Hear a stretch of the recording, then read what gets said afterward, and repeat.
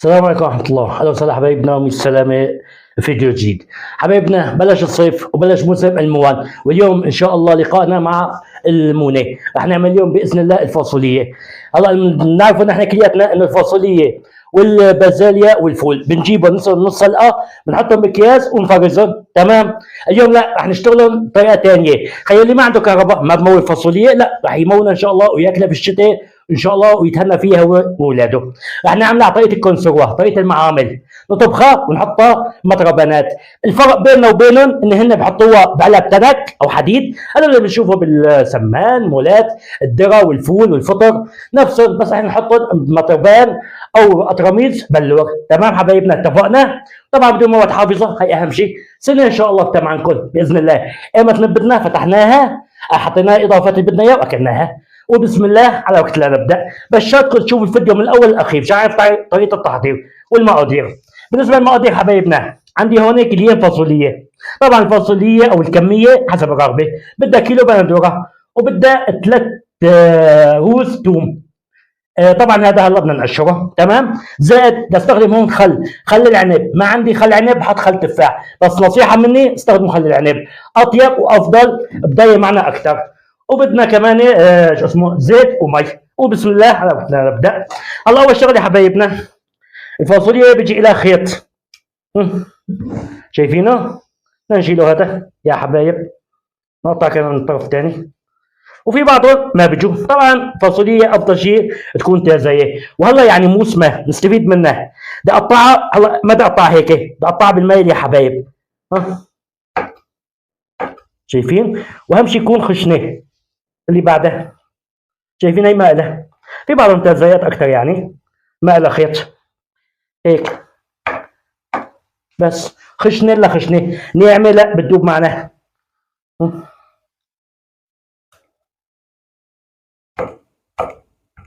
بس خلصنا فرم الفاصوليا، قطعناها هيك مثل ما قلنا لكم قطع كبار. الله بقى اجى دور البندوره، يا رب البندوره حبايبنا حاولوا تجيبوها حمراء ومختمره عشان ناخذ اكله طيبه. كمان نفرمها كمان خشن. الترس ما انا شغلي فيه، بسم الله. شايفين؟ مكعبات صغيرة. هي كمان هيك نشيل الترس من هون الأبيض. اللي بعده هي من هون نشيل هلا هيك.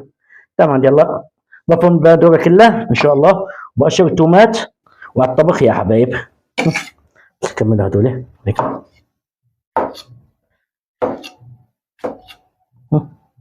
هي بتدوب يعني لا تخافوا، هي فوق كبيرة، هي خشنة أطيب.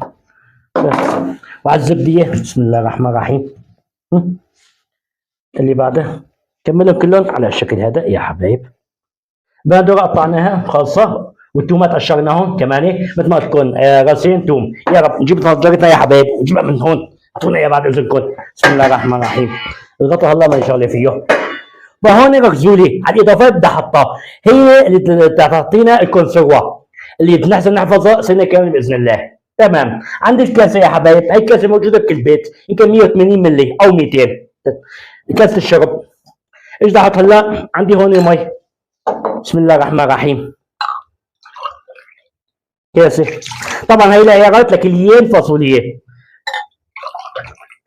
كمان لا تمه معرم. كاستين. خلصنا من المي. ايش عندي كمان؟ عندي الخل مثل ما تكون خل تفاح شغال، خل عنب، خل ابيض لا، ونصيحه حطوا خل العنب. بسم الله الرحمن الرحيم. شوفي لونه ما احلاه، وريحته كمان معرم يا حبايب. خلصنا؟ لا ما خلصنا، خلوا بالكم علينا يا حبايب. زيت ابيض، زيت زيتون كله شغال، بس اليوم انا هستخدم زيت ابيض. بسم الله الرحمن الرحيم. نفس الكاسه شايفين؟ انتبهتوا؟ ما بنغيرها ابدا. نزلناها كمان. بس خالصين. يا رب نجيب معلقه يا حبايب. الملح الا الملح، بستخدم انا هون ملح خشن صخري، تمام؟ كريستال حتى بقولوا له. معلقتين من الحيود هون ممنوع ابدا، بتاخذ معنا وصفه يا حبايب. معرمه مدعومه، شفتوها؟ 1 2 يا سلام يا سلام يا سلام. سكر، معلقة مدعومة معرمة جبل. خلصنا؟ كمان ما خلصنا يا حبايب. ملح الليمون أو ليمون دوزو، هذا لا بدنا منه معلقة صغيرة، معلقة شاي. كمان معرمة مدعومة. يا عين يا عين يا عين. بس على النار يا حبايب، نار عالية. بسم الله الرحمن الرحيم. تحريكي هلا ندوب السكر وملح الليمون والملح يغلي، ننزل عليهم الفاصوليا. هلا الصوص بلش يغلي، نعمل لك تحريكي بس نتاكد انه داب السكر والملح، ننزل عليه بالفاصوليا مباشرة يا حبايب. بسم الله الرحمن الرحيم.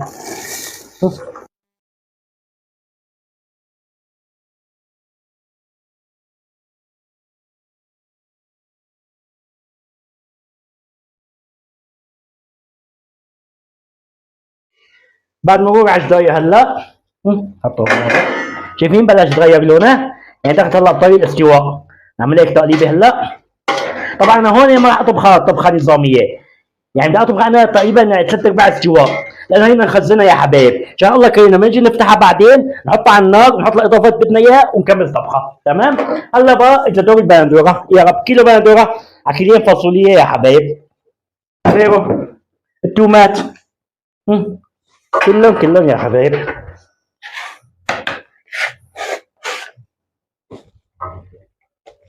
طبيتها هي من عندي كمان تقليبه من تحت لفوق، من تحت لفوق. هي تخلط البندوره والثوم، شايفين انا مكتر ثوم. الفاصوليا ما بجيب طعمتها الا الثوم والكزبره، بس هلا انا هون ما راح احط كزبره، ايمت بنحط يا حبايب لما نيجي نفتحها بدنا ناكلها بالشتاء ان شاء الله تعالى. وهي الوصفه ضروري لازم الكل يطبقها. مين اللي قاعد بمكان ما في عنده كهرباء، اللي بده ناوي يخزن الفاصوليا، هي ضروري يطبقها، ان شاء الله راح تنجح معه باذن الله تعالى. نصيحه من قلب حبايبنا. وبالقناه انا عامل كمان في عندي فيديو تخزين البندوره، ان شاء الله بعد لكم بصندوق الوصف الرابط. وهذا اول فيديو ان شاء الله من المونه، ان شاء الله تباعا راح نعمل سلسله لكل شيء يعني موان باذن الله تعالى. وهيك هلا فاصوليتنا نحن نقول صارت جاهزه، صار 30 دقيقه نص ساعه على الطبخ. طبعا هون ما راح اسويها مثل ما قلت لكم، انا بدي هون تقريبا 70 ل 75% استواء، عشان تم محافظ على الفاصوليا. لو بدي اكلها هلا بدي اطبخها للاخير، ماشي؟ الله بتصفي عليها، الحمد لله رب العالمين. وعلى التعبئه مباشره يا حبايب، هي على السخن. بسم الله الرحمن الرحيم.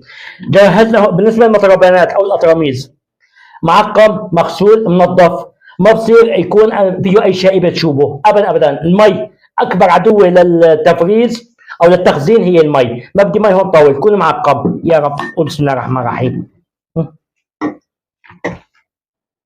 بسم الله ما شاء الله، بسم الله ما شاء الله، بسم الله ما شاء الله. شوفوا حبايبنا، شوفوا بس عشان ندوقها حتى ندوق لكم اياها لازم تكون تعطينا قرطه، لانه هي اذا ما فيها قرطه ما بصير.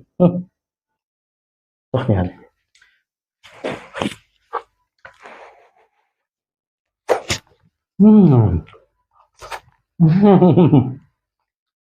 فيها قرطه، اهم شيء يكون فيها قرطه. ليه؟ مثل ما قلت لكم هينا نخزنها بعدين لما نجي نطبخها نكمل الاستواء. يا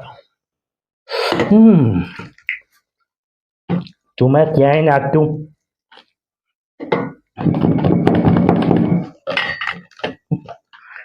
ايوه كمان شوي كفي هيك.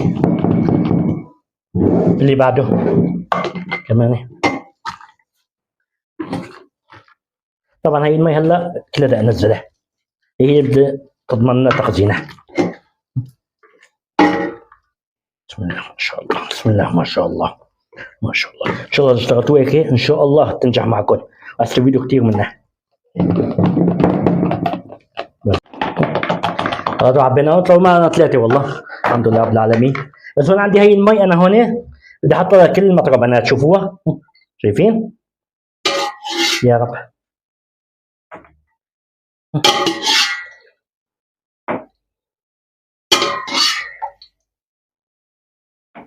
كلهم يا حبيبي.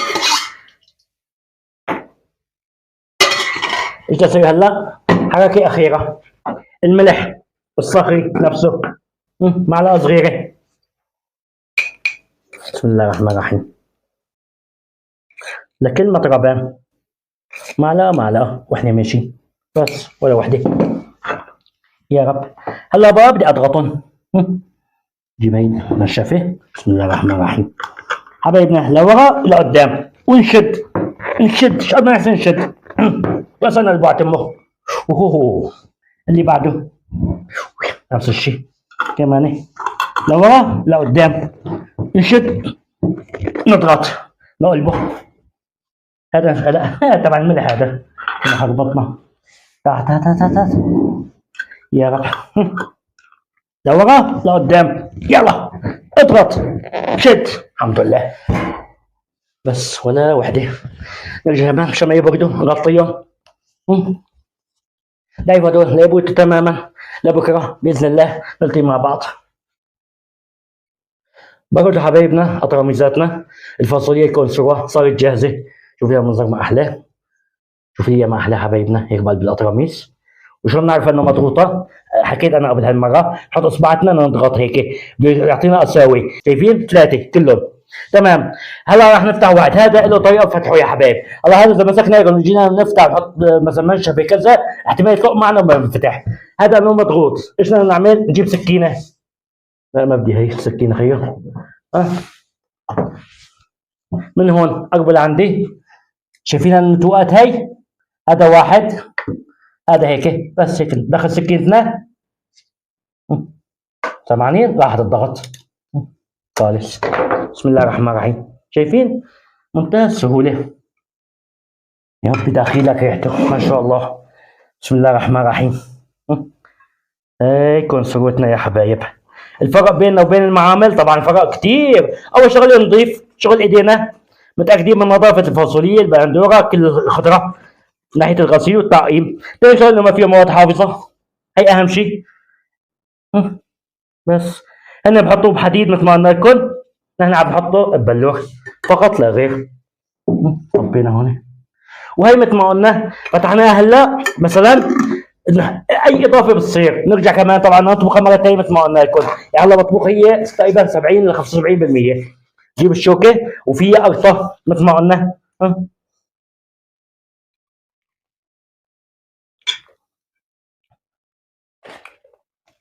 80 الى قرطه. طيب يعني ده كمان اداء. فبدنا اكثر حط لها زيت زيتون، حط لها بصل، حط لحمه، الاضافه اللي بتحبوها اللي بتختاروها. هيك يا حبايب يكون كونسروتنا جاهزه فاصوليا. هيدا الشتاء بتتم معنا ان شاء الله تعالى للحوت باذن الله تعالى. نصيحه اكسبوها هلا، استغلوا هلا موسم الخضره. حبايبنا ان شاء الله تكونوا استفدتوا من الفيديو، ان شاء الله يكون عجبكم. لا تنسوا صح دعاءكم، اشتركوا بالقناه وتفعيل زر الجرس. كان معكم الشيخ محمد، تحياتي لكم الى اللقاء.